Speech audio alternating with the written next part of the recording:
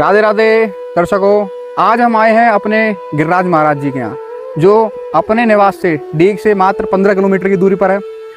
गिरिराज जी महाराज की भी विशेष स्थान पूंछरी, जो कि एक राजस्थान के अंदर आता है। तो इसका 1.4 किलोमीटर का जो भाग है वो राजस्थान के अंदर आता है, और बाकी जो पूरी परिक्रमा का शेष भाग है वो उत्तर प्रदेश के अंदर आता है। तो हम गिरिराज जी के उस भाग में बैठे हैं जो अपने राजस्थान के अंदर आता है, और मेरे साथ हैं माधव शरण जी महाराज।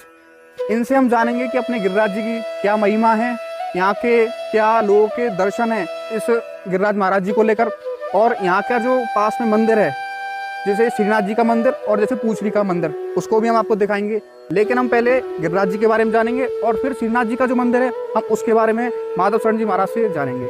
बताइए माधव शरण जी महाराज, आज हम जो इस गिरिराज पर्वत पर हैं, जो कि हम बचपन से सुनते आ रहे हैं कि गिरिराज जी महाराज जो श्री कृष्ण जी का पूरी शरण स्थली है, तो उनकी क्या महिमा है गिरिराज जी की?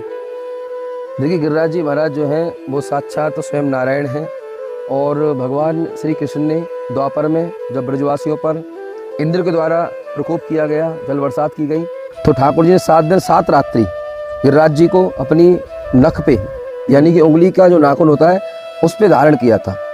तो वही गिरिराज जी महाराज हम सबके इष्ट देव हैं। ब्रज की रक्षा के लिए गिरिराज महाराज को उठाया है, और उसी की महिमा को ब्रजवासी सदा गाते रहते हैं। अच्छा, तो ये वही गिरिराज जी महाराज है जिसे हम बचपन की पुरानी कथाओं में सुनते आ रहे हैं कि बारिश से उनके बचाने के लिए वो सभी उनके नीचे खड़े हुए। हाँ, वही उंगली पर उठाया। बिल्कुल। अच्छा, तो ये वही स्थान है। दोस्तों दर्शकों, हम जिन गिरिराज जी के महाराज के ऊपर खड़े हैं, वैसे तो यहाँ ऊपर चढ़ना हम उनके पैरों से हम उनके ऊपर हैं, ये तो बिल्कुल भी देखो हमें वास्तव में अच्छा नहीं लगता, लेकिन हम चलो चप्पल उतार के आए हैं, इसलिए हम इनके ऊपर दर्शन के भाव से ही आए हैं, और आपको दिखाने के लिए कि गिरिराज जी महाराज का पर्वत है वो कहाँ है, कौन सी जगह पर है।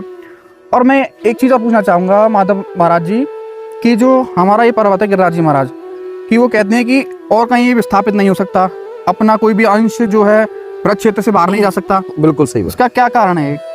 इसका कारण ये है, पहली बात तो गिरिराज जी कोई पर्वत नहीं है, ये स्वयं साक्षात देव हैं। बिल्कुल सही बात है। स्वयं नारायण के अवतार हैं।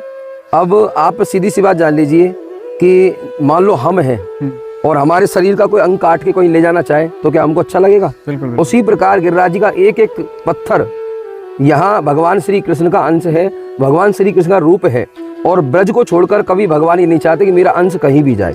तो इसी कारण से गिरिराज जी सदा यहीं विराजमान रहते हैं। अच्छा, तो ये कथा रही थी कि गिरिराज जी को और कहीं ब्रज क्षेत्र से विस्थापित नहीं किया जा सकता। हम हमारे पीछे देख रहे हैं, ये गिरिराज जी का परिक्रमा मार्ग है। एक पूरी चारों ओर गिरिराज जी की चारों ओर परिक्रमा लगाई जाती है। उसी का कुछ भाग मेरे पीछे है, कुछ आपके कैमरा के पीछे है, कुछ इधर सीधे हाथ पर है, कुछ उल्टे हाथ पर है। आपके सीधे जो आप हमें देख रहे हैं, आपके जस्ट पीछे है श्रीनाथ जी का मंदिर।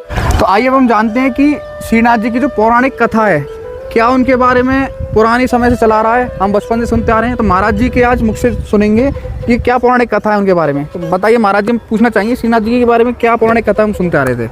तो देखिए, यहाँ जो श्रीनाथ जी का मंदिर है ये काफ़ी समय से है, और यहाँ ठाकुर जी आज भी यहाँ से होकर, जो कि श्रीनाथ जी में गुफा है हम आपको दिखाएंगे, उस गुफा से आज भी श्रीनाथ जी दिन में नाथ द्वारा जाते हैं और रात्रि वापस ब्रज में ही निवास करने के लिए आते हैं। तो वो स्थान भी यहाँ बड़ा सुंदर है।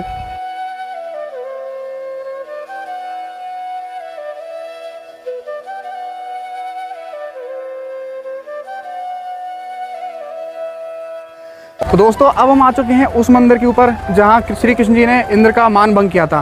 तो क्या कथा थी उसके बारे में अब हम माधव जी महाराज से जानेंगे कि क्यों ये मंदिर उसके लिए प्रसिद्ध है। बताइए माधव जी महाराज, क्यों प्रसिद्ध है? हाँ, तो ये वो स्थान है जहाँ भगवान ने इंद्र का मान भंग किया था। जब ब्रजवासी इंद्र का पूजन करते थे और भगवान श्री कृष्ण को ये बुरा लगा, तो भगवान श्री कृष्ण ने इंद्र की पूजा बंद कराई। तो उसके कारण इंद्र को क्रोध आ गया, और इंद्र ने क्रोध में आकर ब्रज में 7 दिन 7 रात्रि बरसात करी। जब सारा ब्रज डूबने लगा, ब्रजवासी हाहाकार करने लगे, अपने कन्हैया को पुकारने लगे, तो भगवान ने इंद्र से रक्षा करने के लिए 7 कोस वाले गिरिराज जी को उठाया, जो आपके सामने साक्षात प्रत्यक्ष में है। इनको उठाया तो इंद्र लगातार जल की बरसात करता रहा। तो भगवान श्री कृष्ण ने 7 दिन 7 रात्रि गिरिराज पर्वत को अपनी उंगली पर उठाए रखा। अच्छा। जब इंद्र को इस बात का पता लगा कि मैंने 7 दिन 7 रात्रि जल की बरसात करी, उसके बाद में ब्रजवासियों का ब्रज का कुछ भी नहीं बिगाड़ा। कोई प्रभाव नहीं पड़ा। तो इंद्र इससे कोपित हो गया, समझ गया कि स्वयं साक्षात भगवान नारायण है। हम्म। तो भगवान नारायण से क्षमा मांगने के लिए इसी पावन स्थान पर आया और भगवान ने इंद्र को इसी स्थान पर क्षमा किया। इसलिए इस स्थान को आप देख रहे हैं श्री गिरिराज इंद्र मानभंग पूजा स्थल कहा जाता है। तो हमने माधव जी महाराज से जाना कि ये स्थान क्यों प्रसिद्ध है, इसकी क्या कथा।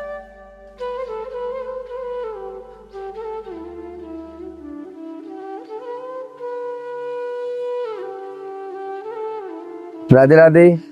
देखिए अब हम वहाँ पे आ चुके हैं जहाँ अभी थोड़ी देर पहले मैंने आपको बताया था कि भगवान श्री कृष्ण ने इंद्र का मान वर्धन किया था। तो जब इंद्र का मान वर्धन भगवान श्री कृष्ण ने किया तो सुरभि गाय जो इंद्र के साथ आई थी वो बड़ी प्रसन्न हुई। उन्होंने भगवान की करुणा को देखा और भगवान करुणा को देखकर भगवान का अपने दूध से स्वयं अभिषेक किया। तो उसी कारण इस स्थान का नाम पड़ा है गोविंद कुंज। जय श्री राधे। तो आज का ये सफर यहीं समाप्त होता है। आज की जो भी कथाएं थी, कोई पौराणिक कथाएं थी, हमने आपको सारी बता दी हैं। अगला सफर जल्दी शुरू करेंगे माधव जी महाराज के साथ ही। तो ये वाली वीडियो आपको कैसी लगी कमेंट करके जरूर बताइएगा। वीडियो को जरूर लाइक कीजिएगा और हमारे चैनल को जरूर सब्सक्राइब कीजिएगा। राधे राधे।